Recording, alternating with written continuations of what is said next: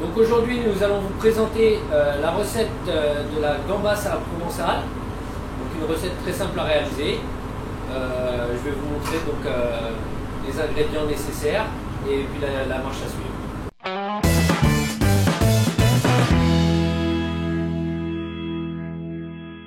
Donc pour réaliser cette recette, on a besoin de gambas, une tomate, du basilic, de l'ail dont j'ai déjà enlevé le germe, un demi-oignon, citron jaune, citron vert, voilà, du pesto, un peu de piment d'Espelette, alfalfa, mais ça c'est pas obligatoire, c'est des germes de poireaux.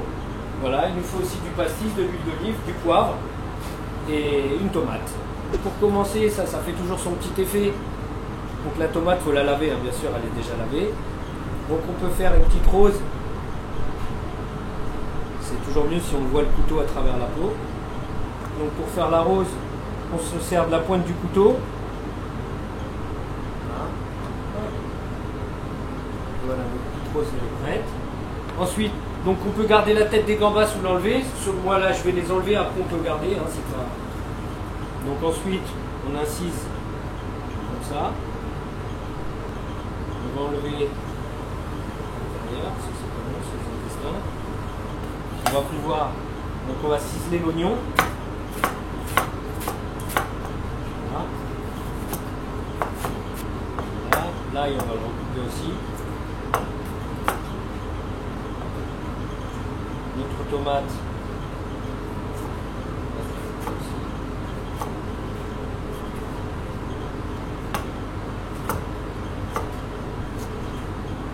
Donc là j'ai un peu de pesto. Donc pesto c'est normalement on met des pignons de pain, du parmesan, de l'ail et on monte à l'huile d'olive. Là c'en est un sans pignons de pain, mais on n'est pas obligé d'en mettre. Voilà, le basilic, on va le ciseler finement. Et puis on va passer à la cuisson. Ensuite on met de l'huile d'olive.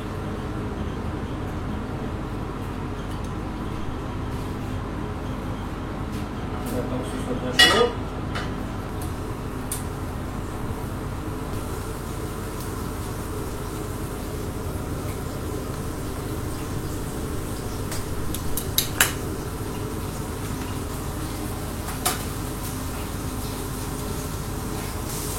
On les saisit bien d'un côté. Ça c'est une recette vraiment pour une personne. Hein. Donc après si vous êtes deux, vous mettez tout en bas. Voilà. Donc, une fois qu'elles ont commencé à cuire un petit peu, on va pouvoir ajouter nos oignons avec l'ail. Voilà. Jusqu'ici c'est simple. Hein.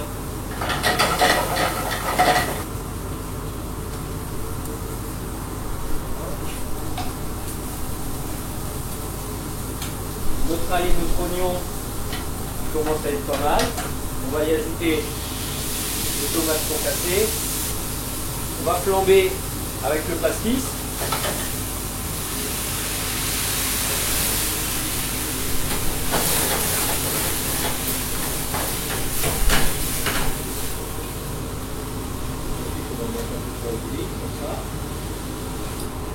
Là nos gambas elles sont cuites, ce qu'on va faire, on va les retirer. Parce que si c'est trop cuit, c'est pas bon. Donc on va retirer nos gambas et on va finaliser la sauce.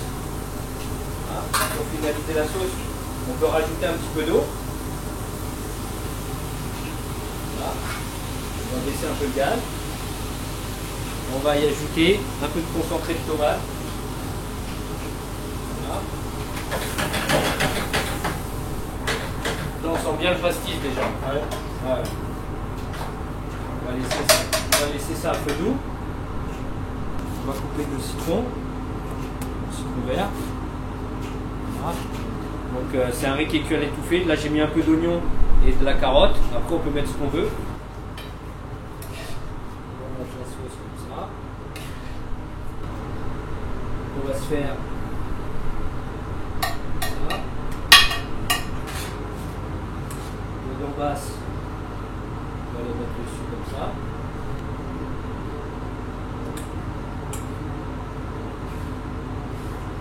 Le cercle, ça tient tout seul. Alors, la petite rose, on va la mettre à côté. On va en mettre un petit peu là, comme ça au milieu.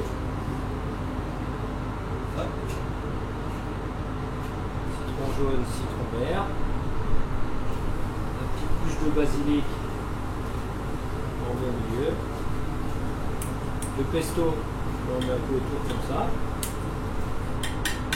Alors là, on a une réduction de balsamique, vinaigre balsamique. Donc ça se trouve dans le commerce où ça se fait. Voilà. Et puis si on a envie, on peut faire un peu de zèle en mettant un peu de piment d'Espelette comme ça. Voilà. Et voilà, notre assiette est prête. Les gambas à la provençale flambées au pastis avec un petit riz.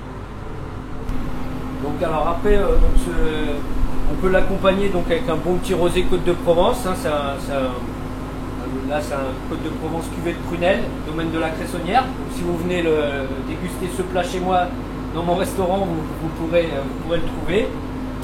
Très abordable. Voilà. Après, si vraiment vous aimez pas le rosé, je vous conseille un petit saumur champigny vieille vigne.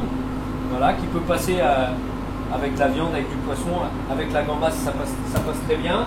Et puis si vous voulez un blanc, je peux vous proposer aussi le pouilly fumé, la doucette. Donc ça, c'est un très très bon vin. Et voilà, pour accompagner la gambasse. Donc voici donc un plat très facile à réaliser. J'espère qu'il vous a plu. Je pense que nous on va le manger. Hein. On va goûter tout ça. Et puis j'espère que vous allez pouvoir reproduire ça chez vous. Et puis je vous donne rendez-vous pour une prochaine recette. Donc sur le site et sur le blog.